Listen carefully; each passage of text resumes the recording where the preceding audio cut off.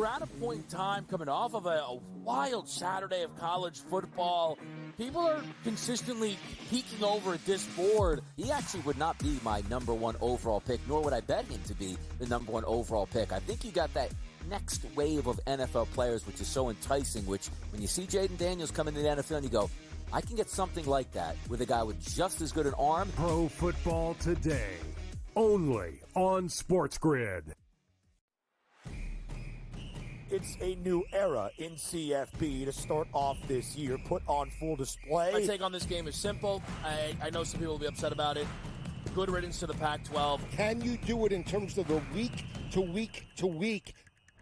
I don't see a pathway for this team to miss the college football playoffs. We want to make sure you have those best bets in the entirety of our betting cards. That was playing, but he had that program going there. Only on SportsGrid.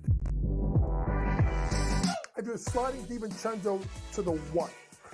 Obviously, Terrence Shannon Jr., that is actually dynamic offensively and defensively. So we'll see how it works. I think it's a little bit of a work in progress. Do both teams win?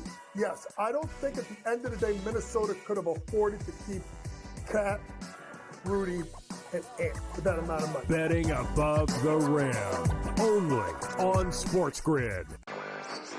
I think the Washington Commanders are one of the best bets to win it all, or at the very least win the NFC. Their offensive line, I do want to say one thing. It's very average. The coaching is good. They're getting good coaching from Bobby Johnson, their line coach.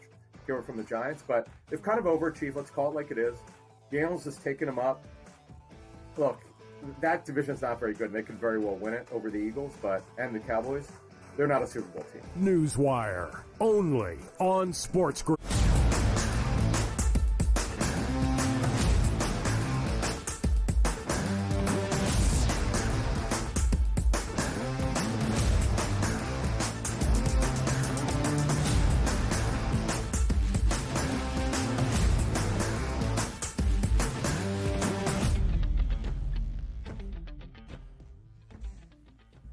Welcome to hour number 3, our third and final live right here on the early line on this Tuesday. He is Joe. I am Ben. There is so much to still get to and preview in this third and final hour. Another day of October baseball. We change venues for the first time.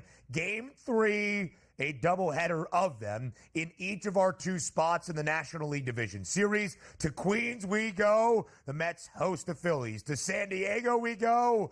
The Padres host the Dodgers. Craig Mish will join us up next for a postseason edition of the Daily Bases to look at where all 4 division sets around the MLB postseason stand, all 4 tied at a game apiece. It is also the start of a new National Hockey League regular season in full. Yes, it started between the Devils and the Sabres in Prague over the weekend, but here stateside, we've got action on the opening night of the NHL season. So from the National Hockey League, Pete Jensen will join us later on in this third and final hour to set the stage for a new season, Joe, on the ice.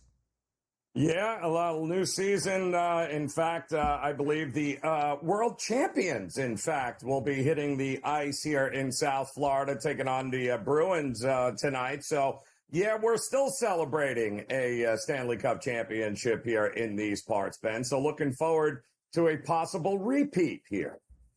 Those reigning champs, the Florida Panthers, who have been a great team each of the past 2 postseasons in the Stanley Cup playoffs. It all starts tonight, the first of 82 for 6 clubs around the National Hockey League. But, Joe, before we get to the NHL, before we even dive deeper into MLB postseason action, one final conversation on the Kansas City Chiefs. After a 5-0 start, one of 2 remaining undefeated teams around the NFL after the opening 5 weeks of this year, can KC, the 2-time reigning Super Bowl champion Chiefs, get back to a 3rd Super Bowl and potentially make history as the first team in the National Football League to ever win 3 consecutive Lombardi trophies?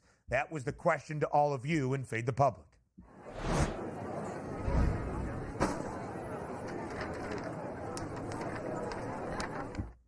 At SportsGrid on Twitter, how far will the Kansas City Chiefs go this season? Your 4 listed options: Super Bowl champs, AFC champs, reaching the AFC Championship game, making the playoffs, but being bounced either in the opening or divisional round.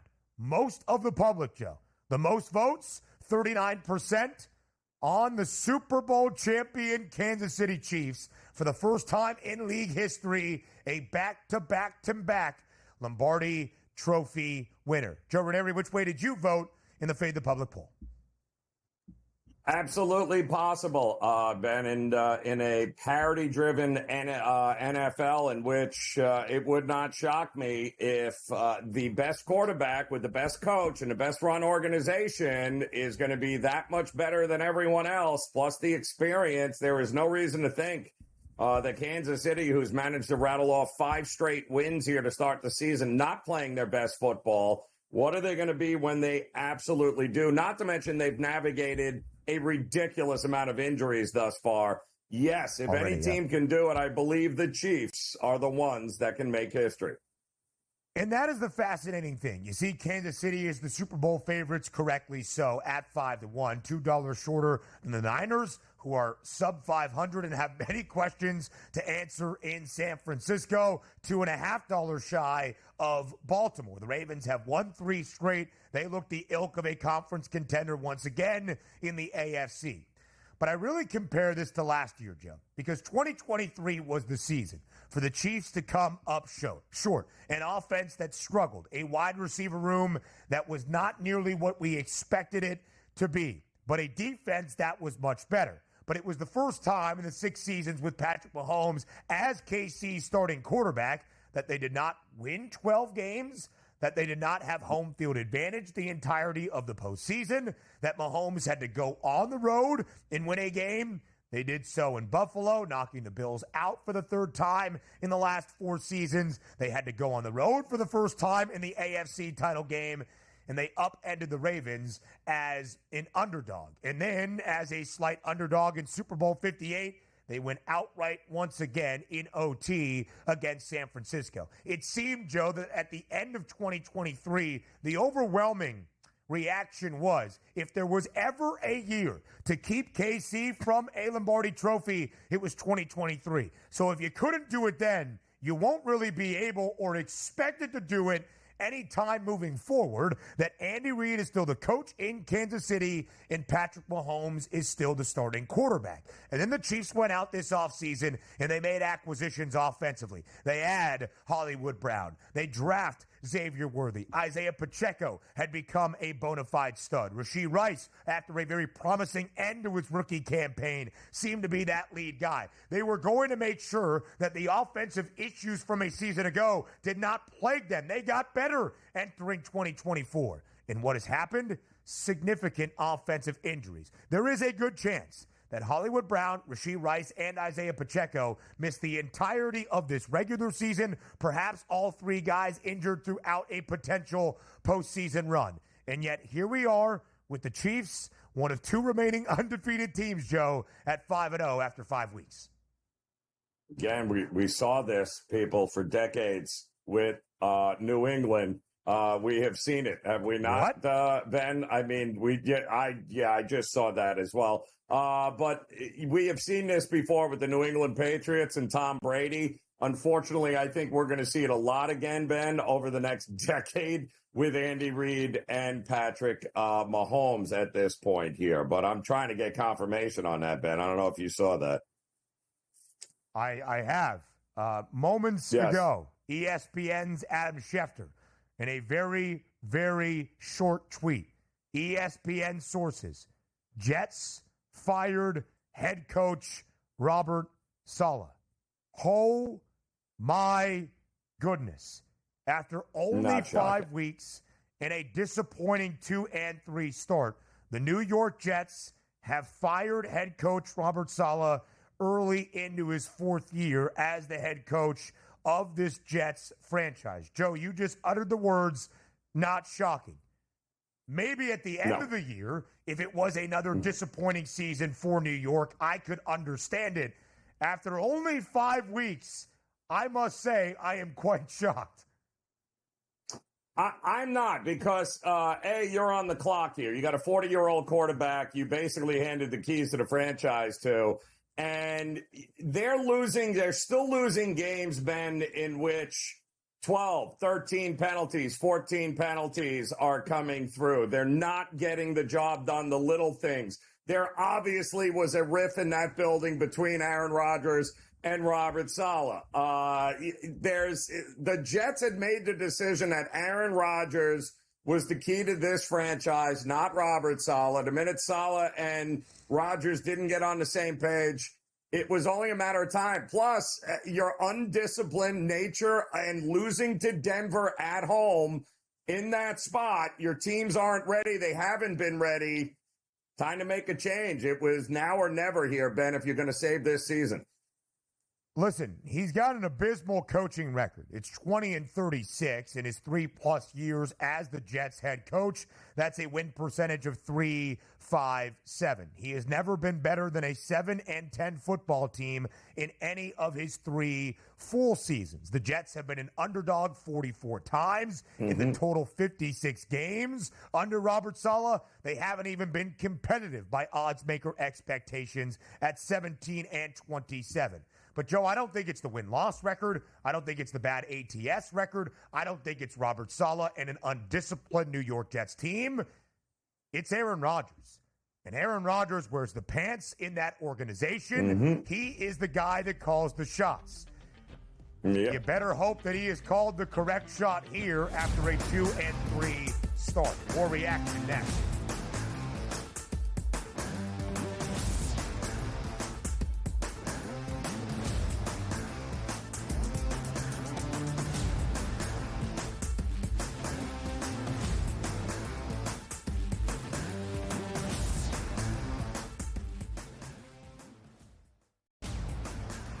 He already has more than 1,000 yards. The last 3 running backs to win the Heisman, Derrick Henry, Mark Ingram, Reggie Bush, did not have more than 650 in their opening 5 games of the year. Ashton Jensen on pace to strike the pose in December. Statistics matter. Blow every record out of the water, and he will be a Heisman. Disgraceful performance by the head coach, not Gene. The Early Line, only on SportsGrid. Right here with you on Pro Football Today on SportsGrid. Odds in motion, trying to see what lines have moved throughout the week. Never felt more comfortable in this set than I do for this year. I am ready. I'm just getting angry. The hot takes are going to be here all long, people. What in the world is going on in Miami, guys? It's not particularly anything to shy away from just because many people are on top of it. Hot take, hot take. I think this line is asking you once again to take New Orleans. Pro Football Today, only on SportsGrid. I do sliding DiVincenzo to the what? Obviously, Terrence Shannon Jr., that is actually dynamic offensively and defensively. So we'll see how it works. I think it's a little bit of a work in progress. Do both teams win?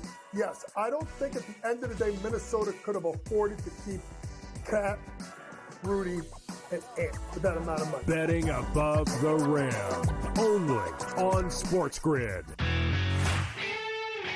I do think they come back, and I think they win this game, but they've got to do it decisively. I think they've got to get that confidence back because they went out there, and like I said earlier, Kentucky almost beat Georgia. Kentucky almost did beat Ole Miss, and I think what you're going to see in this conference, if you don't play well and you're a top 10 team in the SEC, you're going to get knocked out by one of those top 25 teams in the SEC if you're not ready to play. Powered by SportsGrid.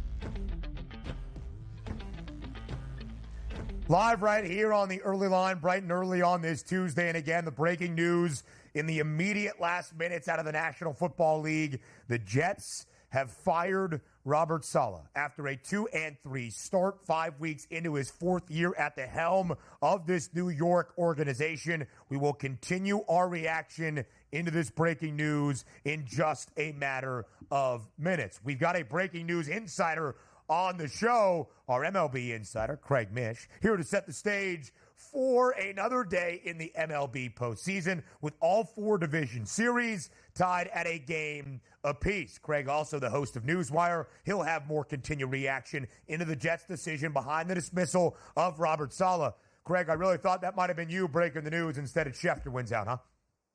Not in the NFL, but this shouldn't be breaking news to anyone. The best bet now on the board is taking the Jets at home on Monday Night Football. That coach bounce is real. That coach bounce is real. You get that thing up to 3 points on Monday night, put it in now. I don't think you're going to get even 2.5 going into Monday night. I mean, usually college sports, pro sports, managers, and any time this happens, the players want to show that it wasn't them that was the issue. It was the guy up top. I am telling you now, that becomes, I think, one of the best bets of the week is taking the Jets against the Bills. I know it sounds crazy, but I mean, historically speaking, this is more than a 50% win, which is something you got to take. And maybe that's why the decision was made ahead of a huge divisional duel on Monday in MetLife. The Jets currently a 2.5-point underdog. All right, Craig, again, we will continue our breaking news. I know you will do the same on Newswire, but let's dive into October baseball going around the MLB postseason. A recap of the doubleheader of the American League division sets from yesterday and a preview of a doubleheader of Game 3s in the NLDS on this Tuesday evening. We do all of that in the daily basis.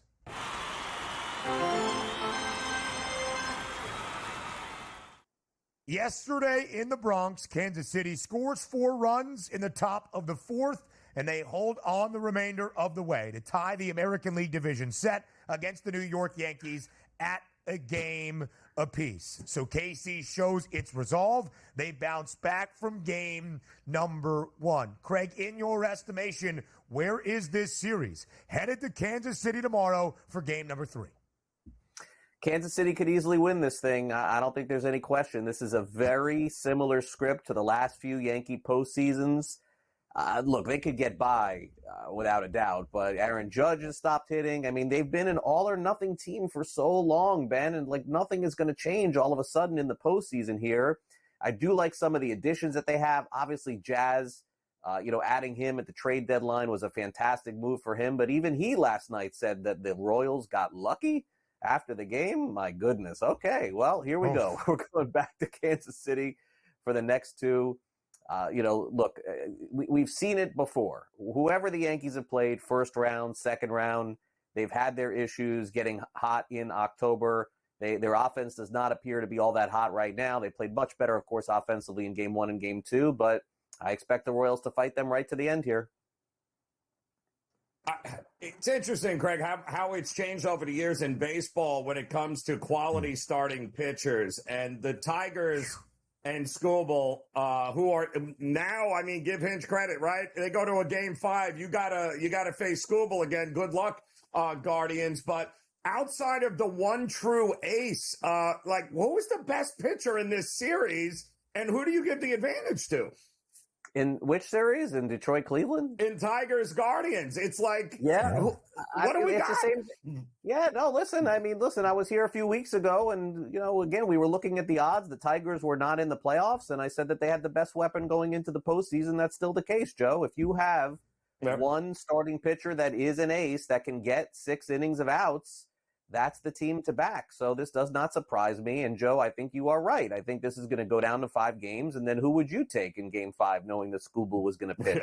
And, by the way, who would you take in Detroit's next series if it was against Kansas City or the Yankees, knowing that Skubal's going to go Game 2, Game 5, and probably Game 7? You would take Detroit again. So, look, Detroit is a live possibility to go all the way here. And so is any team. It is a tournament at this point. Detroit does not have a second starting pitcher. They've been sort of piecing things together, doing a good job. The back end of their bullpen has been excellent. They were very fortunate, of course, to get to Class A the way that they did yesterday. That doesn't happen very often. In fact, I think that's the first 3-run home run he's ever given up or something like that. But this is what the postseason is. It's fun. It's a tournament. It's March Madness in October. Expect the unexpected. I expect that to continue. It's a series outright pick'em price, -108 for both the Tigers and the Guardians as we head to the Motor City, where Detroit will host a playoff game for the first time in a decade tomorrow afternoon. A doubleheader in the National League today in the division series. First, up in Queens at Citi Field, tied at a game apiece. where late game theatrics have been a story for the Mets, and now into this NLDS against the Phillies. Craig, we enter game 3 tonight. Philadelphia is a favorite to win the set and to win game 3 with Aaron Nola on the bump. Do you agree? Will Philadelphia hold the advantage at the end of a Tuesday night at Citi Field? I think this is going the distance, but I do like the Mets tonight. Sean Manaea has been excellent since September. He's had one bad start. He's come up big in almost every game that he has pitched for them. Call me shocked? Of course I am. I didn't see this guy pitching for them, let alone in a huge situation. Philadelphia still has the edge for the series, guys. Their home field advantage is better than anybody's in Major League Baseball, but in this one-game set tonight, I do think the dog, again, is live. I think the Mets have a great shot to win tonight. So how about the dog in San Diego? It's a much larger number in favor of Michael King and the Padres, who blanked the Astros last week in 7 innings of work, striking out 12. Craig, on display tonight is really the story of this series. The pitching edge the Padres have. It's why they're a strong series outright favorite, even in front of the preseason World Series favorites, the LA Dodgers. Yeah, give me, it's been over, under, sort of the shift back and forth in these series. I understand that there are 2 good pitchers tonight, especially King on San Diego. I'm not necessarily buying it. Give me the over in this game tonight. I think the hitters are going to be really fired up with all the things that happened in the last game. I see some runs being scored tonight. A lot of things happen. Craig Mish, we will see you at 11 a.m. Eastern time on Newswire. We'll continue the fallout after the Jets fire Robert Saleh next.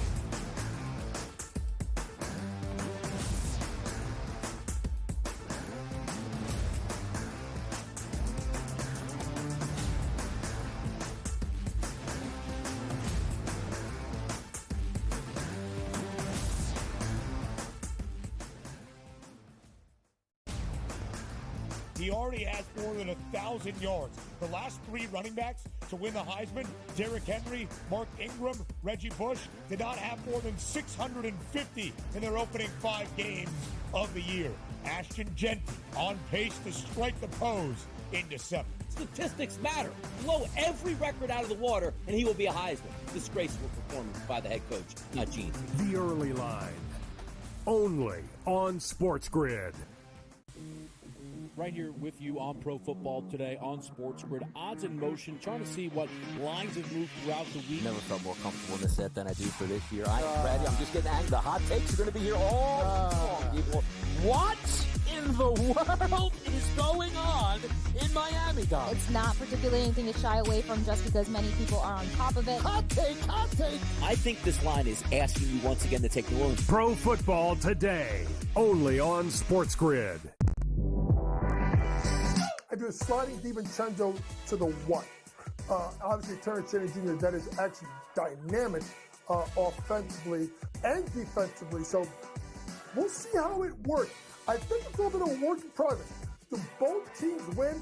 Yes. I don't think at the end of the day, Minnesota could have afforded to keep Cat, Rudy, and Ant for that amount of money. Betting above the rim, only on SportsGrid.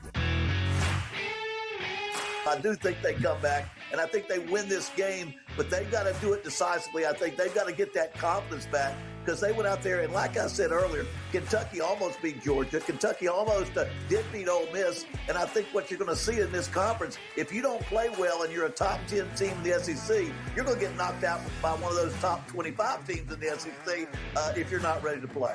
Powered by SportsGrid.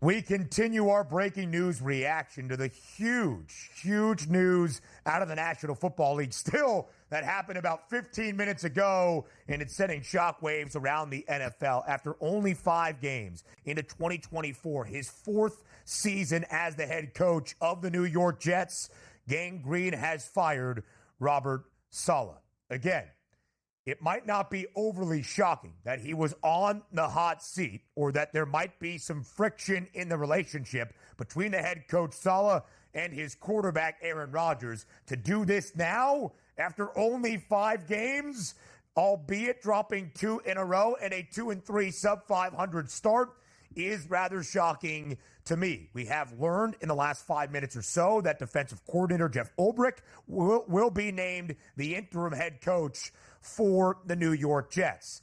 And Joe, the story for the Jets, whether it was Saleh, Aaron Rodgers, whoever really calling the shots this year, one thing had to happen in terms of season success. You had to snap the 13-year playoff drought, by far the longest in the National Football League.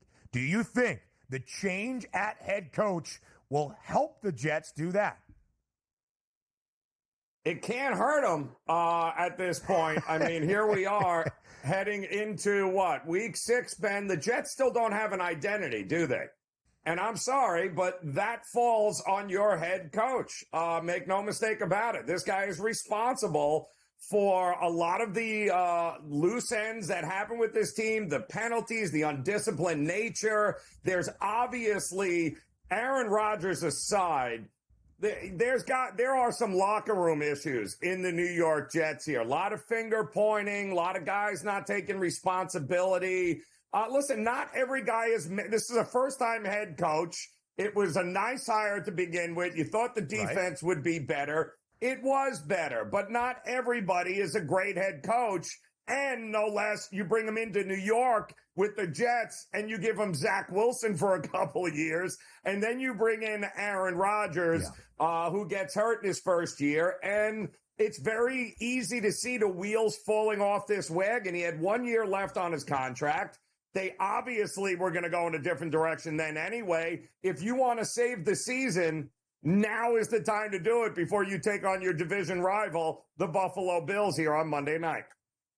Absolutely so, Joe. Absolutely so. It makes Monday night's matchup in MetLife even that much more crucial. Not only is it a divisional game, you are hosting the divisional favorites. And I think perhaps that's the reason for the timing of this decision by the Jets franchise. The impetus because of the importance of Monday night against Buffalo. You heard Craig Mish mention it. The New York Jets are a 2.5-point underdog. The interim head coaching bump. Reports around the Jets organization, everybody, coaching staff, players, roster, management, front office, they love Jeff Ulbrich, the defensive coordinator. And the defense has been very, very good.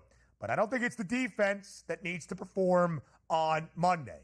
If you were looking for a bump, perhaps it's Aaron Rodgers. The 40-year-old quarterback threw it 54 times in London on Sunday against the Minnesota Vikings, but 3 interceptions. If I was going to bet anything in that game, it'd be 300-plus, 2+ passing touchdowns for Aaron Rodgers. There is no doubt in my mind. There has not been a doubt in my mind since he signed with the Jets in March, or he was traded from the Jets, or made his intention clear that he was going to play with the Jets from March of 2023, that Aaron Rodgers called the shots in the Big Apple, that Aaron Rodgers was the actual guy running the organization and wearing the pants. Not owner Woody Johnson, not head coach Robert Saleh, as we have clearly seen, not general manager Joe Douglas. It's Aaron Rodgers. So all of the burden is on Aaron Rodgers to make sure the New York Jets are a playoff team when all is said and done.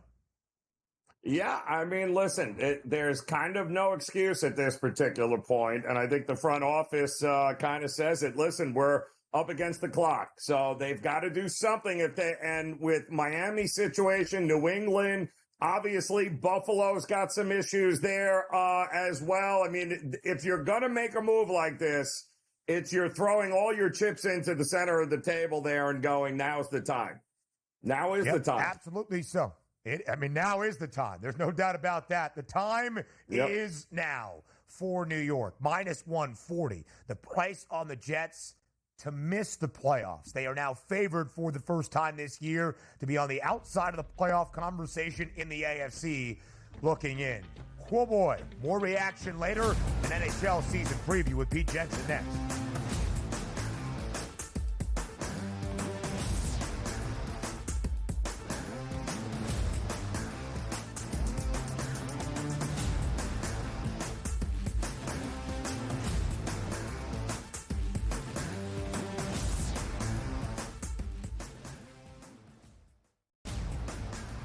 He already has more than 1,000 yards. The last three running backs to win the Heisman, Derrick Henry, Mark Ingram, Reggie Bush, did not have more than 650 in their opening 5 games of the year. Ashton Jensen on pace to strike the pose in December. Statistics matter. Blow every record out of the water, and he will be a Heisman. Disgraceful performance by the head coach, not Gene. The Early Line, only on SportsGrid. Right here with you on Pro Football Today on SportsGrid. Odds in motion, trying to see what lines have moved throughout the week. Never felt more comfortable in this set than I do for this year. I'm ready. I'm just getting angry. The hot takes are going to be here all long, people. What in the world is going on in Miami, guys? It's not particularly anything to shy away from just because many people are on top of it. Hot take, hot take. I think this line is asking you once again to take New Orleans. Pro Football Today, only on SportsGrid. I do sliding DiVincenzo to the one. Obviously, Terrence Shannon Jr., that is actually dynamic offensively and defensively. So we'll see how it works. I think it's a little bit of a work in progress. Do both teams win?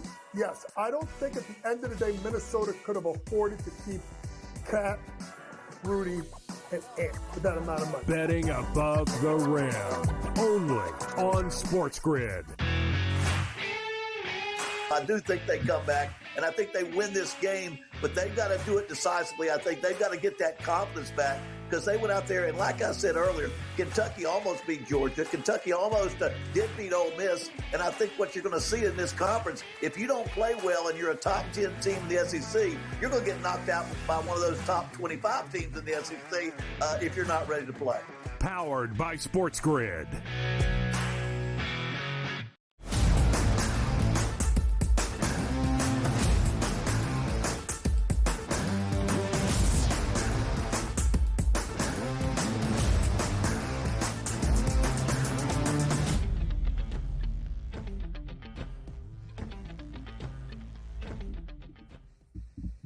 The start of a new National Hockey League season in full, at least stateside, tonight on the NHL's opening night for 2024-25. So to get you set for the season and, of course, to preview it all, NHL's Pete Jensen joins us live right here on this Tuesday on the Early Line on SportsGrid. Pete hosts the Fantasy on Ice podcast for the National Hockey League to give you all the analysis and insight you need for a new year on the ice. Pete, we are so glad to have you here on this Tuesday morning. Thanks for the time.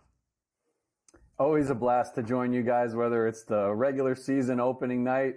Last postseason was a dandy, of course, with the Panthers defending their title beginning tonight against the rival Boston Bruins. It's cool that Boston got Jeremy Swayman signed, sealed, and hopefully ready to deliver here for opening night. A lot of playoff history between Florida and Boston, as we will see tonight in Sunrise to start off a new regular season. Pete, let's start big picture. Looking at the Stanley Cup title odds as of this moment entering a new year. The reigning champs, the Panthers, have that second best price at 10-1. But notice who is at the top. It's the Edmonton Oilers, of course, a sensational Game 7 in a 7-game Stanley Cup final between these two. Florida opened up a 3-0 lead. Edmonton rallied, winning the next 3 games to force that decisive take-all Game 7. So, Pete, it's been 31 years now, as Edmonton came up short a season ago, since a Canadian team has won the most prized possession in hockey, Lord Stanley's Cup. Is this the year that it finally changes, entering 2024-25 with the Oilers booked as the preseason favorite?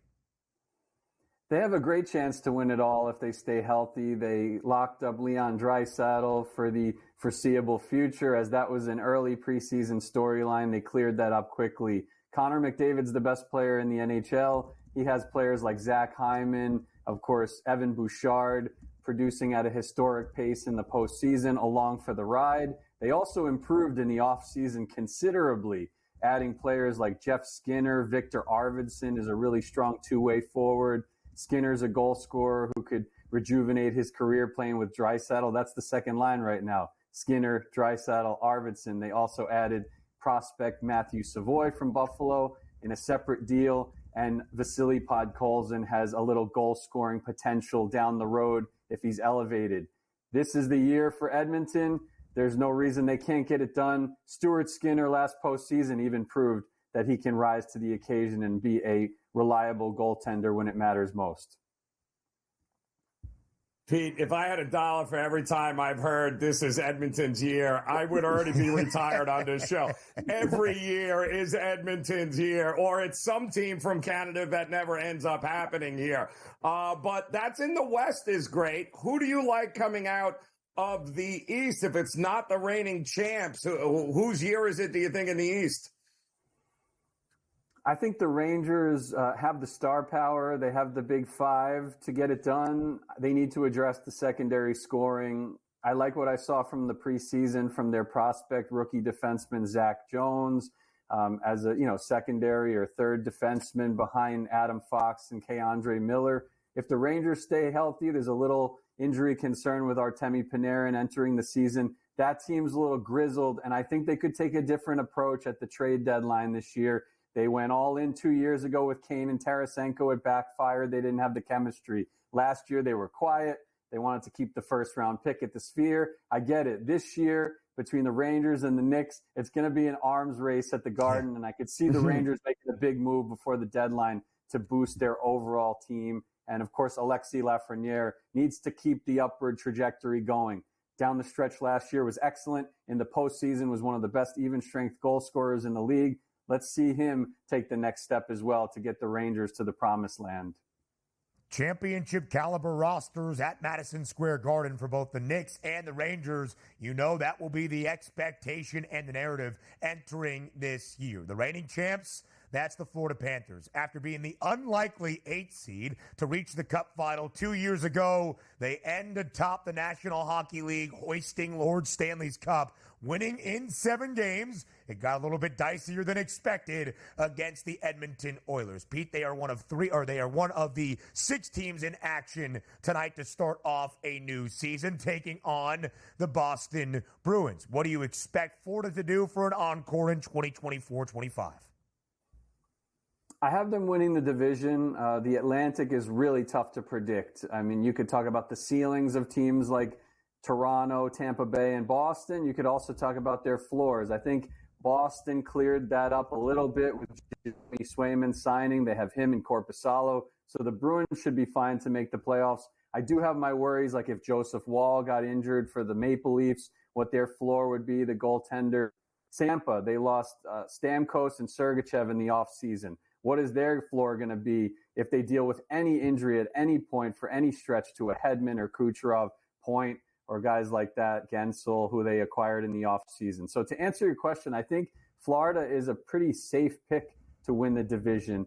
The only concern with them, they have a stable lineup mostly across the board. They did lose Brandon Montour in free agency to the Kraken, their top power play defenseman, and then also Oliver Ekman-Larsson, who was a key secondary guy and a workhorse. They lost him in free agency to the Maple Leafs. So that's a little problems on the back end. Maybe could catch up to them in the playoffs this upcoming year. So if you like, Pete, Edmonton to make a run at this, I would imagine the front runner for the Hart has got to be McDavid on some level, right? And if not him, then who? I mean, I think Jack Hughes has a glimmer here if he stays healthy. I think his point ceiling could be something in the 120s, 130s. We saw it last year, right? Like McKinnon had 140. We always knew he had that capability if he stayed healthy for a full season. Shattered his previous career high, won the Hart Trophy in a nail biter over Kucherov. So it's not like McDavid wins this thing every single year. He is my pick to win the award because of all his individual accolades. The guy can drop 150 points in a hurry without thinking twice and finish, head and shoulders above the rest of the league. But if the Devils are the clear bounce-back team of the season and they're off to a good start here after the Global Series sweep of the Sabres, Jack Hughes, shots on goal machine, point producer like few other players in the league on a per-game basis. So I really like Jack Hughes' chances if he stays healthy. Not just an optimistic year ahead for the Rangers at MSG. You cross the river, you head over to Newark and the Rock. They have high hopes for the New Jersey Devils as well. Pete, at the bottom of the Hart Trophy odds, you see a familiar name, Connor Bedard, who, despite missing 14 games in his rookie year for Chicago, did win the Calder Trophy as the NHL's top rookie. 22 goals, 39 assists a season ago. 30-1, 10th best price to win the Hart Trophy. What does Bedard do in his second year in the National Hockey League? Yeah, I mean, if you want to have some fun, of course, like low risk, Connor Bedard, Macklin Celebrini, this is the future of the NHL at our fingertips. Celebrini, of course, is rookie eligible. Sounds like he's good to go for the opening night for the Sharks. They also have Will Smith, another Calder contender. But Connor Bedard produced nearly a point per game last year for a terrible Blackhawks team that dealt with major injuries to Seth Jones and Taylor Hall. Both of those guys are back.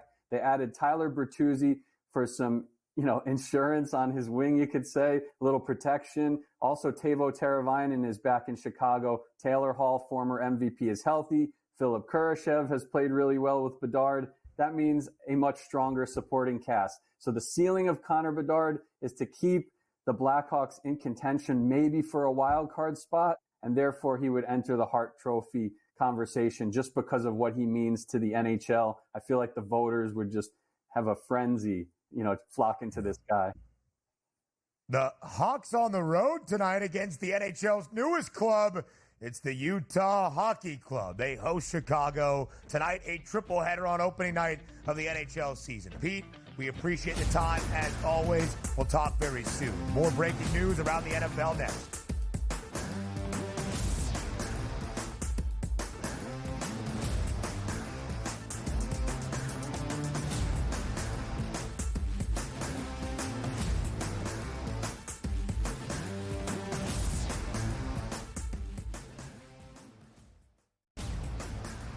He already has more than 1,000 yards. The last three running backs to win the Heisman, Derrick Henry, Mark Ingram, Reggie Bush, did not have more than 650 in their opening 5 games of the year.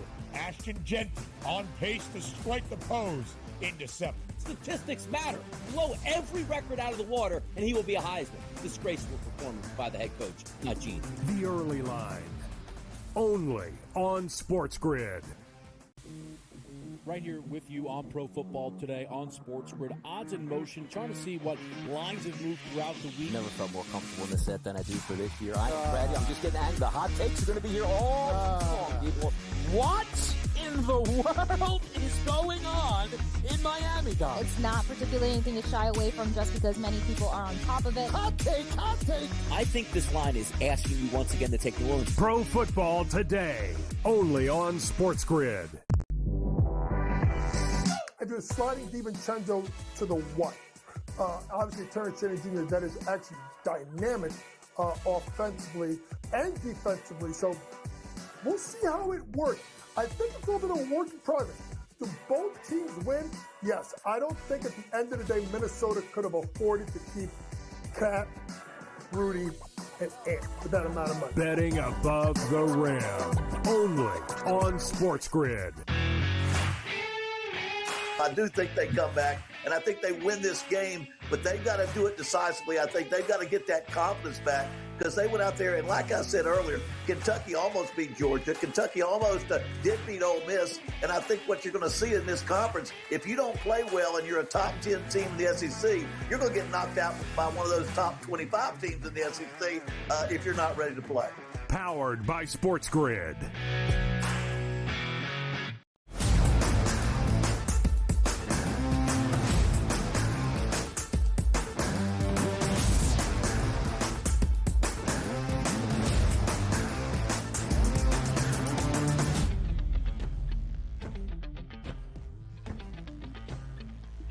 Again, the fallout continues after the New York Jets make their decision to fire Robert Saleh after only 5 weeks in to the 2024 NFL season. It was his 4th year at the helm of this Jets organization. He will end out his 3+ year tenure, 56 games as the head man with just a 20-36 record. Okay, maybe you excuse the Zach Wilson era or last year after Aaron Rodgers tore his Achilles after only 4 offensive snaps. But what was so damning, Joe, was the 2-3 start through 5 weeks this year with all the expectation and a healthy Aaron Rodgers this year for Gang Green. A team expected to win double-digit games, a team expected to make the postseason and snap a 13-year playoff drought. After 5 weeks, the odds have shifted. The Jets now favored to miss the playoffs at minus 140. Jeff Ulbrich, the defensive coordinator, now named the interim head coach. But all of the pressure continues to mount on the 40-year-old quarterback who threw 3 interceptions last week and cost his team a game in London. That's Aaron Rodgers. As we said, Joe, in our last segment discussing this, the time is now, and it must happen right away. Yeah, I mean, listen, sometimes you need a new voice. We've been hearing it for a while now that maybe not exactly the best X's and O's, coach. And again, you can be a great defensive coordinator and not be a great head coach. And unfortunately, you can make the argument that, hey, listen, this guy went through 6 different starting quarterbacks during his tenure as the head coach of the Jets. Zach Wilson, Mike White, Flacco, Simeon, Tim Boyle. Yeah, and we get it, right? But there's other things outside of that apparently have not been going well. And if you're going to have a shot this season in a very winnable AFC East right now, with all the injuries to Miami and Tua and New England being down and Buffalo not being the same Buffalo Bills, you've got to make this change. If you felt there was a reason in that locker room that they needed a new voice, well, then you make the move. A great guy, Robert Saleh, doesn't make him a great head coach. That's the bottom line. And I think, Joe, the magnitude of Monday night's game at home in MetLife against the Buffalo Bills, who have dropped 2 straight games and sit there with an approachable 3-2 record, even as the Jets have started sub-500. We know of all the issues to the Dolphins. The Patriots are the team we kind of expected them to be, not really going to be a winning team this year. The Jets are looking up at Buffalo, literally in the standings and on Monday night, in saying it must start now. So although only 5 weeks feels drastic, it seems to be the sentiment that this New York Jets team can contend for a playoff spot, a divisional title, and maybe even a conference championship. Joe, over the last 2 years, again, since March of 2023, when Aaron Rodgers emerged out of the darkness and put the ayahuasca away and made his intention clear that he wanted to play for the Jets, the question has always been, is it realistic to consider them an AFC or Super Bowl contender? Would making the postseason and snapping a long playoff drought, more than a decade at the time, be considered success? Where do you stand now on the Jets after the dismissal of Robert Saleh 5 weeks into this season? I think we're going to know rather quickly whether or not there were some issues stemming from the top of management there, beginning with the head coach. We'll see. I still don't think the Jets have an identity. I still don't think that there's enough accountability in that locker room with Saleh. You know, sometimes you try to be everyone's best friends and navigate, and that doesn't work out here. And I think some of the comments from Saleh over the last couple of weeks have shown that, there's got to be some accountability in that locker room. Again, people get very complacent in a locker room, Ben, when they realize that the bark is much worse than the bite. So maybe the front office says, let's get Ulbrich in there. Let's get a new voice and new leadership. And we'll know. If they don't beat Buffalo and they embarrass themselves again, then Saleh, Ulbrich won't make a damn bit of difference. They're no good. 2.5-point underdogs are the New York Jets on Monday against Buffalo. My question was going to be, with the weight of expectation this year, how many times will the Jets continue to be a dog across the pond in London? They did not cover against the Vikings. A dog week number 1 in Santa Clara. They got blown out by the 49ers. And Aaron Rodgers, at the age of 40 years old after a torn Achilles, needs to start looking like the 4-time NFL MVP and not the guy who was 40 years old off a devastating injury that had the worst statistical year of his entire NFL career in his last fully healthy year in 2022. Just want to provide some context. Joe, you mentioned the quarterbacks that Robert Saleh has had to be the head coach for. I think you could excuse a 20-36 record. But again, you're not given the benefit of the doubt just because of that. I do want to provide, though, how great the defense has been even this year. One of 7 teams around the NFL holding opponents to 17 points per game or less. They held the Broncos to 10, Bo Nix to 60 yards. Still couldn't put up enough against Denver's defense to win that game. Last week, Minnesota scored 23. Great. One offensive touchdown. The defense did enough. This is from ESPN's Benjamin Solak, who does a great job, of course, with the stats, the game breakdowns, all of that stuff. Since the 2021 season, Robert Saleh is first in New York. The Jets defense is first in the NFL in points per drive, first in EPA per play, expected points added, third in success rate, despite being on the field the 4th most amount of snaps in the last 3+ years. He's a great defensive coach. We'll see where he lands next. And again, Joe, as we have said, the impetus and the pressure is on Aaron Rodgers and the offense to win on Monday against Buffalo. No Monday night regular season game in week 6. It's carried more weight, perhaps, than this one against Buffalo. Woo! Nothing is more important than this game, and history tells us the Jets are probably a really good bet on Monday night against a still banged-up Buffalo Bills team here, so this is going to be interesting. Buckle up. A big one. A big one. Buckle up indeed. Best bets on this Tuesday around all of sports next.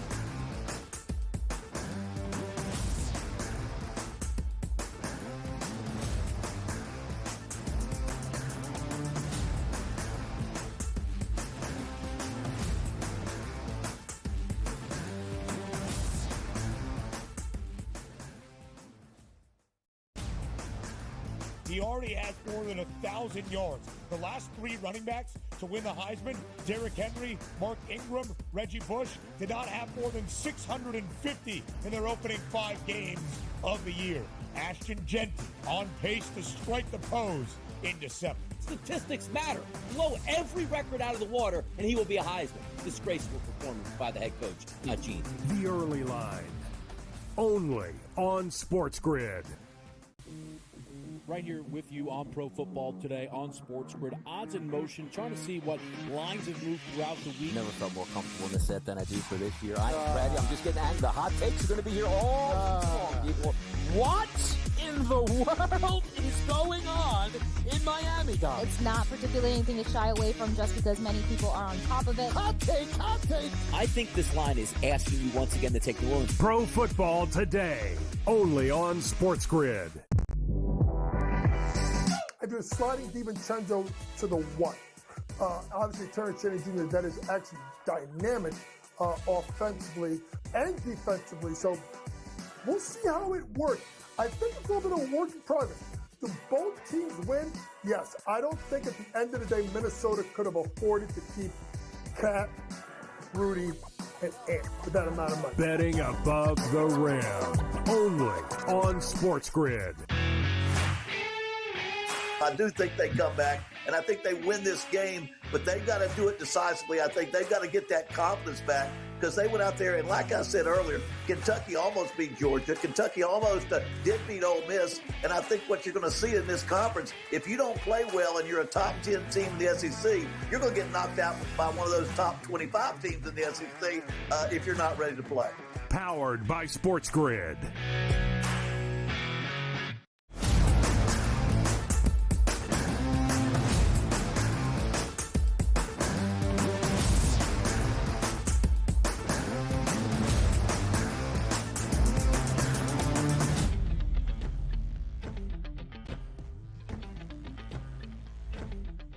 You could argue October is the busiest month of the sports calendar. I would say so, and it got even busier today as the Jets fire Robert Saleh after only 5 weeks into this 2024 NFL season. Joe, we expected it to be a very busy Tuesday in the sports landscape. It got even crazier. And here's why it was going to be busy.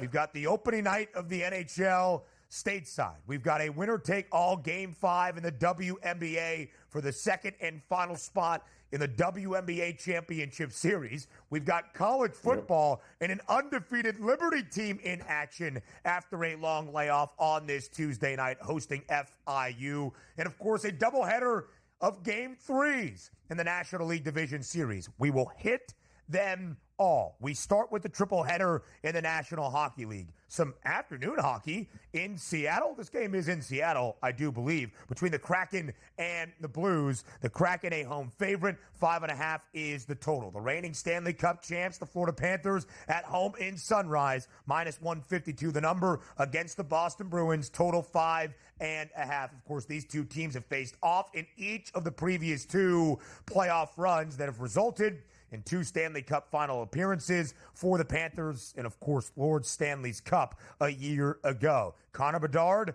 the top rookie in the NHL, now back for his sophomore year, taking on the newest NHL team, the Utah Hockey Club, tonight in Salt Lake. The Hockey Club, a -172 favorite. A lot of Coyotes players with Utah, but technically a semi-expansion team. The last expansion team in full in the NHL, Joe, that was the Vegas Golden Knights, who made the Stanley Cup final in 2017-18.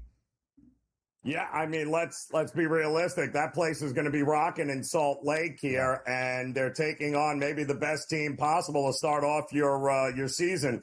The 7-32-2 on the road Chicago Blackhawks, who also went 1-5 this preseason and 0-3 on the road. So, this should be very good for Utah, who went 5-2 in the preseason, and they only played 1 home game. So, looking forward to seeing these new unis, and looking forward to seeing the atmosphere at Salt Lake for sure.